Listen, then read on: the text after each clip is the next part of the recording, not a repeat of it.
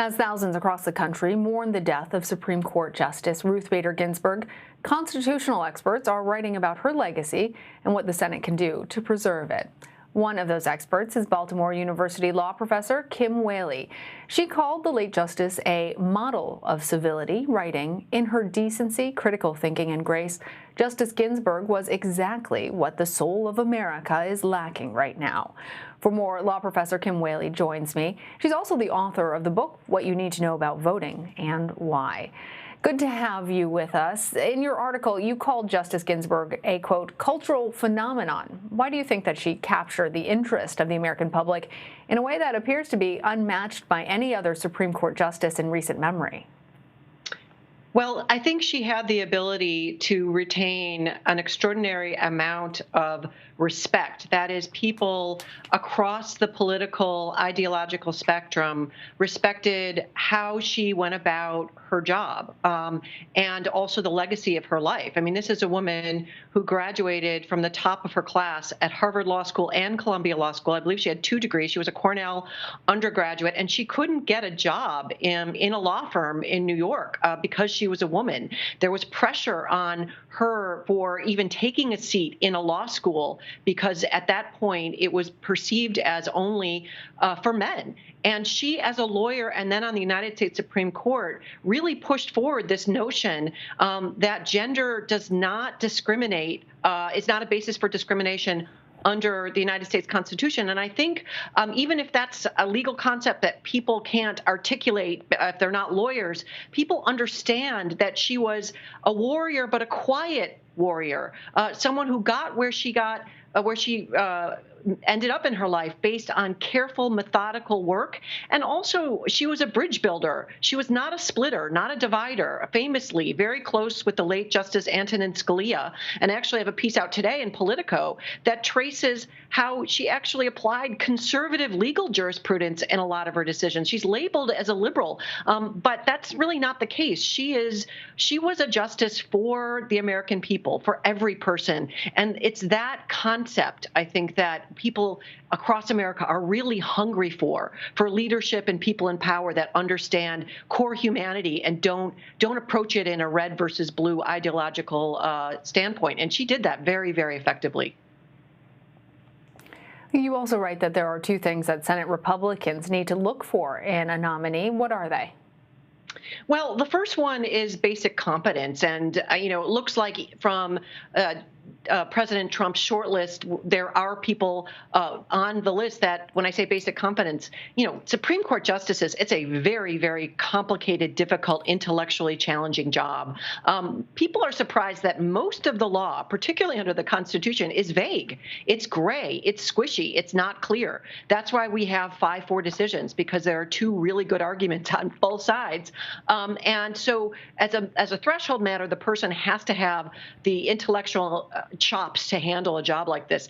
But the second piece, I think, is to not choose someone that is ideologically on some extreme. And of course, abortion is the #1 question that a lot of people associate with the United States Supreme Court. I think someone who has come out publicly, very clearly on one end or the other in a sort of vociferous way is just going to divide the country. But what I think a lot of people don't understand is the other big divide on the Supreme Court is between the rights of individuals and the rights of big moneyed corporations. And it's someone who pays attention to the individual, we the people, the notion that government has a lot of power over regular people, a justice who is willing to balance the power of the government in favor of the rights of individuals. I really think that's a distinction that is apolitical. And if I were in the Senate, that's the approach that I would take, rather than looking at hot button, black, white, off, on questions like abortion.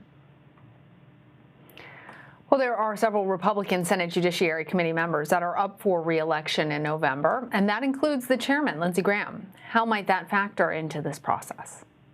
Well, we've seen in the last day or so some people come out in the Senate. I think it was Susan Collins who said they should pump the brakes, and then Lindsey Graham indicating that it's important for the Trump administration to go forward with the nominee. Of course, famously, Mitch McConnell really ruined this whole process by holding up arbitrarily President Obama's choice of Merrick Garland, who was a centrist, frankly. And by doing that, I think really broke this process in a way that it's difficult to repair. And of course, the charges of hypocrisy in this moment are serious. I mean, Justice Scalia passed away in February, and here we have Justice Ginsburg passing away in September, just weeks before the November election. So the question will be, if this is pushed forward prior to the election, will it affect people in swing states and how they vote for members of the Senate? And just anecdotally, I've heard across the country donations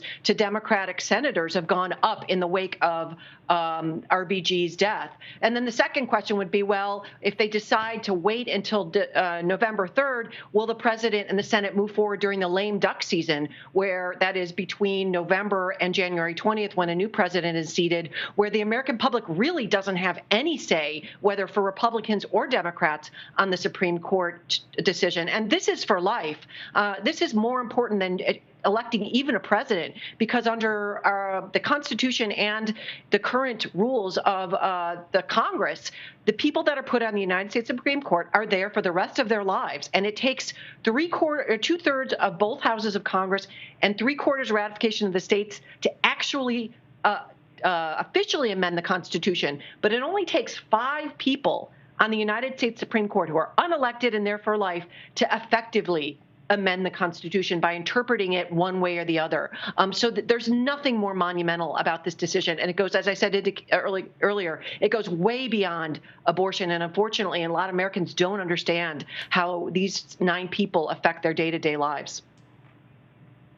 Yeah, the possibility of a lame duck confirmation is very much a real one, and particularly interesting given some of the arguments that we're hearing from Republicans who had previously voiced their opposition to Merrick Garland's nomination, now saying, well, there's difference because we have a mandate. We have the Senate and control of the executive as well, which might not happen then, that mandate argument, at least, if the election results turn out less favorably for them.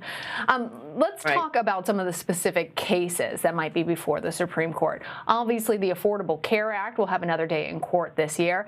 Talk to us about some of the other monumental cases on the court's docket, and how might having only 8 judges on the bench impact the decisions? Well, depending on between now, it's either 8 justices or it could be 9 with a solidly conservative majority. So if we just stay with 8, you mentioned the Affordable Care Act.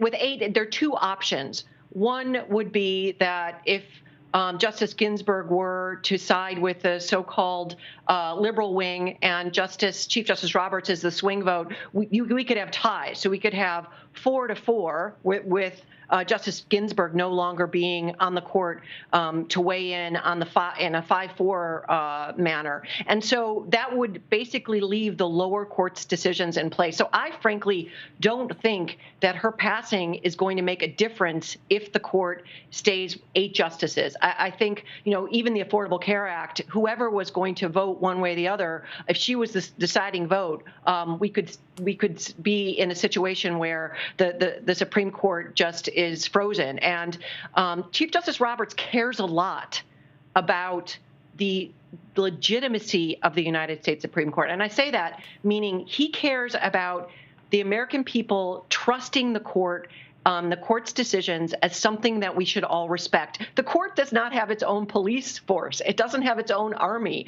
And I think RBG might have said this. It's kind of amazing that the American people and politicians say, okay, what the Supreme Court says goes without enforcement.